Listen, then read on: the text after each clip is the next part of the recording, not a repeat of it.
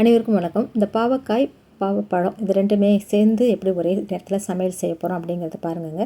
இது வாங்கிட்டு வந்ததும் உடனே நம்ம அப்பப்போ ஃப்ரெஷ்ஷாக செஞ்சிடணும். சில நேரம் கொஞ்சம் செய்யறதுக்கு லேட் ஆகிடுச்சுன்னா இந்த மாதிரி பச்சைக்காயாக கொஞ்சம் இருக்கும், அப்புறம் செவந்த காய் கொஞ்சம் இருக்கும், ரொம்ப பழுத்தது இருக்கும், ரொம்ப கொதன்னு ஆனது இருக்கும். அந்த கொதன்னு ஆனதை நம்ம குப்பையில் தான் போட்டுருணும். இது ரெண்டு பக்கமும் காம்பெல்லாம் எடுத்துகிட்டு க்ளீன் பண்ணிவிட்டு தண்ணியில் க்ளீன் பண்ணுறதுக்கு முன்னாடி தண்ணியில் தூக்கி ஊற போட்டுருங்க. ஏன்னா அந்த களிமண் மாதிரி ஒட்டிக்கிட்டு இருக்கும்.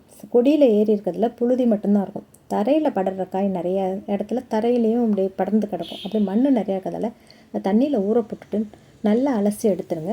இந்த காயை தனியாக செங்காயை தனியாக வச்சுருக்கேன், பழுத்ததெல்லாம் தனியாக வச்சுருக்கேன். இப்போ இதை கட் பண்ணிவிட்டுங்க. இதுக்கு தேவையான வெங்காயம், பச்சை மிளகாய், தக்காளி எல்லாமே நீங்கள் பார்த்துக்கங்க. இப்போ இந்த அளவு இதை பார்த்துக்கோங்க. இந்த அளவுக்கு நான் செய்ய போகிறதுக்கு தக்காளி வச்சுருக்கிறேன், அடுத்து பல்லாரி வச்சுருக்கேன், 2 பச்சை மிளகா வச்சுருக்கேன். அந்த பழுத்த பாவக்காயெல்லாம் நான் தனியாக எடுத்து வச்சுருக்கேன் பார்த்தீங்களா. இதை தண்ணியில் ஊற போட்டுருக்கேன். க்ளீன் பண்ணிவிட்டு கூட நீங்கள் தண்ணியில் ஊற போடலாம். காம்பெல்லாம் எடுத்துகிட்டு நல்லதெல்லாம் எடுத்துக்கிட்டு கெட்டதெல்லாம் கழிச்சிருங்க.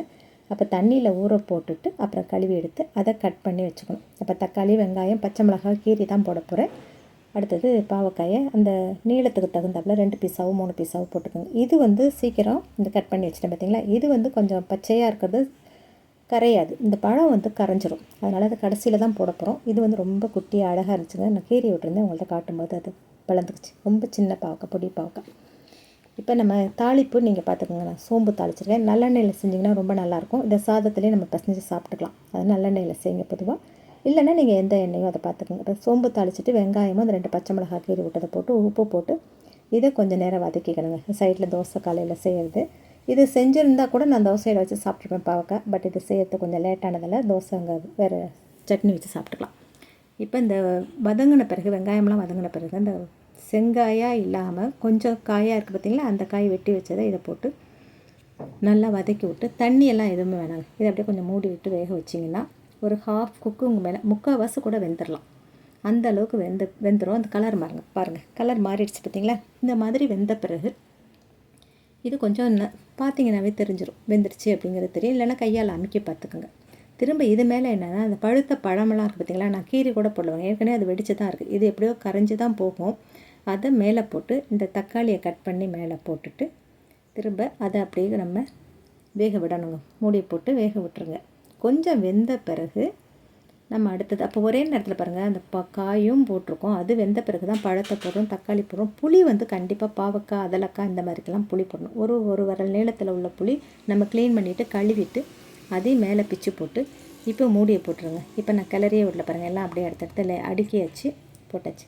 இப்போ கொஞ்சம் நேரம் கழித்து நீங்கள் திறந்து பாருங்கள் அது எப்படி இருக்குன்னு. எல்லாமே கொஞ்சம் வெந்திருக்கும். இப்போ கிளறி விட்டுட்டு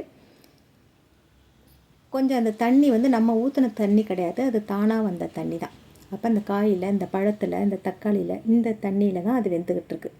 எண்ணெய் திட்டமாக ஊற்றிக்கங்க. உங்களுக்கு எவ்வளோ தேவைப்பட்டாலும் நீங்கள் ஊற்றிக்கலாம். நாங்கள் கொஞ்சம் மீடியமாக தான் ஊற்றுறது.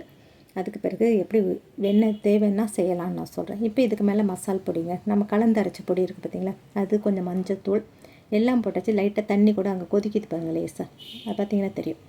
இப்போ இதை கிளறி விட்டுங்க. இந்த தண்ணி வற்றினது நம்ம இறக்கிட வேண்டியதான். இது கொஞ்சம் ஜூஸியாக தான் இருக்கும்.